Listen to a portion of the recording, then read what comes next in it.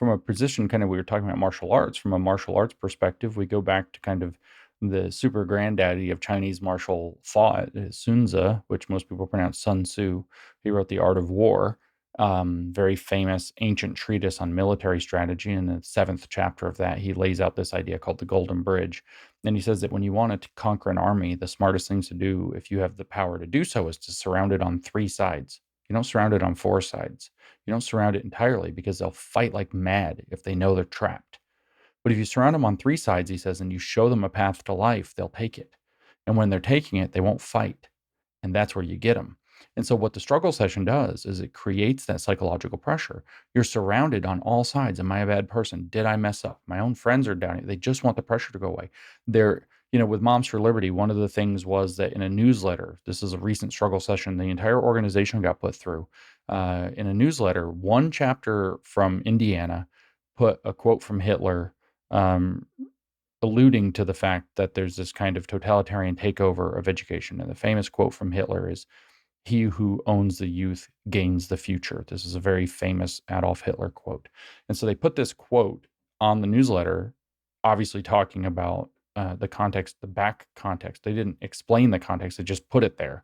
So there's enough ambiguity. But the context is, obviously they feel like that's what the Department of Education and the federal government are doing. And that's the way that they feel, is that the children are being indoctrinated in schools. And so that's kind of the comparison that they were making. Well, the struggle session was Moms for Liberty quotes Hitler. It wasn't this one woman who wrote a newsletter, put a Hitler quote in a thing, and maybe it was awkward. It was Moms for Liberty quotes Hitler, with the insinuation that Moms for Liberty supports Hitler. Moms for Liberty is a fascist organization. Moms for Liberty is on the same path as that. And so there's immense pressure on 130,000 members from the uh, I guess, newsletter production decisions of one person. There's now pressure on 130,000 people. Well, that's a lot of people. Some of them are going to say, "What? That's ridiculous. Leave her alone." Other people are like, "Just do what you have to do to make it go away." And other people are like, "She needs to admit she made a mistake. That looks bad." And this creates a very toxic and divisive environment inside the group, Moms for Liberty broadly, that all focuses down on one person, but there's a path to life. She's surrounded on three sides, but there's a path to life for not just her, but the organization itself. Make an official statement, apologize, take it down, say that you didn't mean it. Cancel your conference, which was actually one of the demands that they were making. There's a path to life. Just take the path to life and it'll all be better. But if you've read Sun Tzu, you know what it actually is if you take the path to life, that's where they smash you. So this dangled out, with a struggle session, the dangled out offer of relief is false. They might give you temporary reprieve. And in fact, if you read the manuals from the thought reform prisons or the brainwashing prisons in China, they intentionally alternated leniency and strictness. Struggle session versus all of a sudden they would lighten up on you and everything would be great for 3 weeks. And then wham, back to psychological torture for no reason that you could discern, so that you're always on your toes. You never quite know. 3 months of torture, 3 weeks of reprieve. And they would manipulate this because it's a very powerful psychological mechanism to do so. But they dangle out this idea of relief, and maybe they give you a taste of it, but ultimately it just goes right up the line. If the woman apologized or she changed the newsletter or whatever, it's going to be Moms for Liberty, the national organization, now needs to do it. And then it's going to be every single member needs to do it for their complicity, and so on and so forth. This is the dynamic of the struggle session. They've weaponized a social environment, and then the disagreement within that environment turns toxic and polarizing. So they end up cracking the group from within. It doesn't have the internal cohesiveness or even solidarity any longer.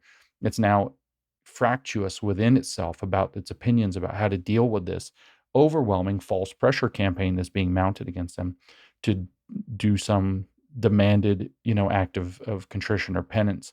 And it's a very, very powerful phenomenon on people. But the art of war interpretation of that is show them a path to life and smash them when they take it. And so it's a very brutal thing actually to do. So you sell off some of who you are. You give in to the mob.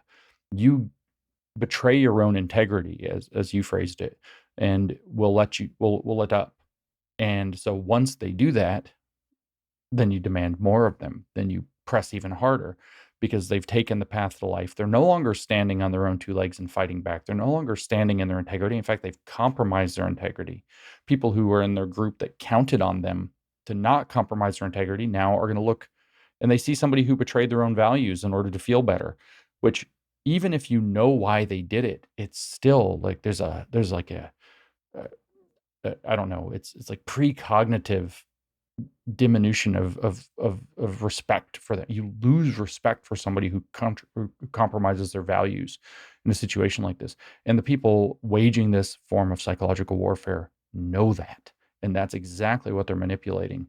And it's I mean, I think it's actually such a torturous form of psychological warfare that if it were possible to regulate such a thing, it's the kind of thing that would be listed in the Geneva Convention as completely inappropriate to do to human beings to launch one of these things intentionally.